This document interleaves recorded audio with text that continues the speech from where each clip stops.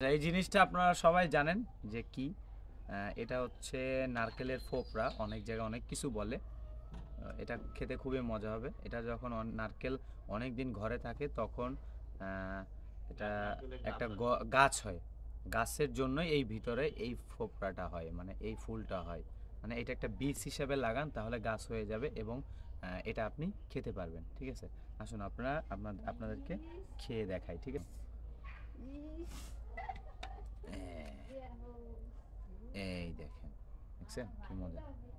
এই নাও। হুম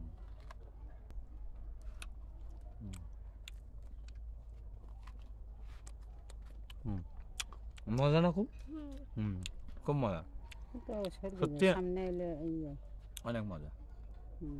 হ্যাঁ ঠিক আছে হ্যাঁ আর পুরো ফাঁকা দেখুন,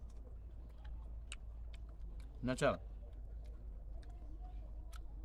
নারকেল কপাত কপাত কোড়া খা। নারকেল কোড়া ইয়ে লাগছে হুম, মজা, হুম, খুব মজা। খুব মজা মিষ্টি লাগে হ্যাঁ মিষ্টি লাগে হুম, সামনে লেগে রেখে দিছি আইবো তারপর খাইবো